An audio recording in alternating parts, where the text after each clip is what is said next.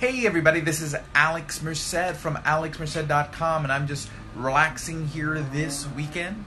Just working on several projects. Was doing some revisions on my book so that we can get wider distribution on Amazon, etc. So I was working on that. Also redid alexmerced.com so that way it's much easier for you to find what you're looking for and make it a website where people can actually learn who I am much quicker instead of it just being sort of like a bucket of links. So check out alexmerced.com. I think you'll like the new digs. But basically what I wanted to do is talk about the two topics that have been on my mind recently. But even before I do that, I just want to give huge props out to all my brothers and sisters in the Libertarian Party who've been doing an amazing effort, getting amazing publicity, doing park cleanups across the country. So if you're not familiar with the effort, what they've been doing, it started with an initiative by our membership director, Jess Mears, to clean up the park in Washington, D.C., the National Mall. Why? Because the government shut down. And the government shut down, which means the parks aren't getting cleaned up. And if there's anything that libertarians believe in, is that you don't have to wait for government to go fix things and do things. So if there's a problem, as such as a dirty park, well, we'll go do it. So libertarians are organizing across the country, going to national parks and cleaning up the trash to show that individuals have the power to make the changes that they need to make the world a better place. And that's a beautiful thing, a wonderful initiative that's been getting great publicity, and I have nothing but gratitude, admiration, and respect to all the individuals who've been on the ground making sure that happens. So thank you guys so much, and, respect. But basically what I've been doing also, or thinking about also, is that recently with the government shutdown, one of the big issues has been immigration. And what I want to do is talk about sort of the immigration issue. And I've done a couple videos on this topic today, or actually really podcast episodes. So if you listen to any of my podcasts, you'll hear the podcast on privatization on my podcast, the Alex Mercedcast, and on my show on the Launchpad Media Network, Nice Guys Finish Free. So I'm going to go back to the privatization topic after I talk about immigration. But I also did a video on immigration that should be up on my YouTube channel where I discuss the very thing I'm about to summarize right now. So for piece number one, immigration. And my view on immigration is, I, in general, am pro-immigration. I am pro the free movement of people. The main thing is because people always look at it the wrong way. They just think, more people means more competition for labor. But it also means more demand for labor because you have more consumers, you have more entrepreneurs. Also, there's the exchange of ideas, which means new ideas and there's all sorts of benefits to having more people. Okay, you can have bigger scales of economies of scale. There's all sorts of benefits to more people. Okay, so to me, more people is good. But then the issue becomes, what about illegal immigration? What about people who are not, or undocumented immigrants, people who are not going through the formal legal process and all the issues of people with border crossings and things like that? Well, in that kind of a situation, you have to take a look at what it actually is. It's a black market.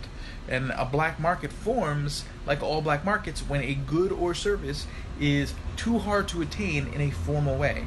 So you ban drugs, you ban sex work, you have black markets in sex work and drugs. In New York City, you make cigarettes really expensive by taxing it too much. People sell loose cigarettes under the table, which, when you take a look at the situation with Eric Garner, can cost lives. Black markets hurt people on both sides because not only do people who want to provide those goods and services in black markets put themselves at danger operating outside legal markets, they are oftentimes there's less quality control. Because at the end of the day, there's not really much legal recourse when you buy drugs from a black market drug dealer. So if they sell you some drug mixed with something else that does damage to you, you can't sue them. You probably don't even know how to find them. There's no transparency. There's none of the benefits of operating within a legal framework. Okay? So you end up with more violence, less quality control, less transparency, all these things. And that's what creates the negative outcomes, more so than the actual good or service itself. And that's the same thing with immigration. When you take a look at what's going on the border, that's black market immigration, because we've made it too hard to immigrate through the formal process. And this creates danger for people on both sides. People have to go to black market coyotes who oftentimes die on the trip over. Or people who are on the other side who deal with people who are just trying to rush in and end up in all sorts of altercations that were unnecessary if we just had a more open, formal process. So in that case, really the solution is fixing the formal process by which immigration occurs legally. And, walls, basically building a wall is like saying, hey, if we fund the DEA even more, somehow that's going to fix the drug problem. No, it just doesn't work. It's not that we aren't punishing people enough. Is that instead of punishing people, we need to be addressing the core concern, which is the prohibition, the underlying reason why the black market's forming, which is, again, lack of access. So that's my perspective on immigration. The second thing I want to talk about is privatization, because the discussion that's come up a few times is,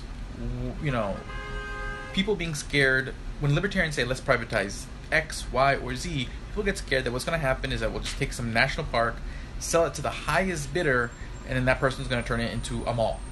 Okay? And basically, they'll no longer be able to go to their favorite park and camp out. Now, in real life, in a real free market, you don't have to always do every transaction based on the highest bidder. People do in real life sell things in other ways. They sell to people who may share their values, and then they put covenants in the contract of the sale. So they'll say, hey, if you buy this from me, you have to do X, Y, and Z. And to say, hey, you buy this house from me, you can't alter it for a number of years, and put other sort of considerations on the property. So that's sort of possible. So one way a government can do that with like a park or even a whole department is by basically spinning it off into its own corporation, but doing a sort of very limited sale. Instead of just saying, hey, we're going to sell a bunch of shares to whoever the highest bidder is, and you can buy as many shares as you want, you could limit how many shares a person can buy. And the most important part is implement what I call a negative dividend. It's like a dividend you would get on a stock where you get paid by the company, but instead you are paying the company. You are paying for the right to own the share. But again, you don't have to own the share. This is something you're voluntarily doing because you care about the underlying project. And by buying a share, you have this negative dividend where you have to pay a certain amount every year, kind of like a voluntary tax. But you also get voting power on who runs the park. You get voting power on new projects the park will undertake because you're someone who cares about the park. So basically, the people who care fund it, but the people who care also get a direct say in the governance of it. And you're going to get much better governance, because right now, parks are shut down. Not because politics has anything to do with parks right now. No one's arguing or debating about parks. No one has a big political axe to grind on parks, but they're shut down. If they were spun off into independent agencies, or independent bodies, independent corporations, where the shareholders funded it through that negative tax, or that negative dividend, and basically they were able to vote directly on who runs the park, and it was just completely separated from other things going on in politics, they'd be open right now. They would still be funded, they would still exist, but you'd have more transparency, better governance, and it would be more voluntary. And you can do that. People can do that with their own individual businesses. They can do it with their own individual property voluntarily in a free market. So why not let the government explore sort of creative financing?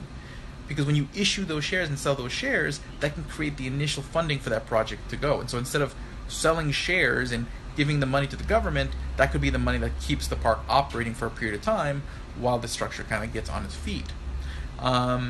So to me, privatization can be done in creative ways that can address the concerns of people who are worried about what happens when you just sell things, but also, again, bring the benefit of sort of market forces, of voluntarism, of voluntary exchange, of voluntary funding, and the accountability and transparency that brings.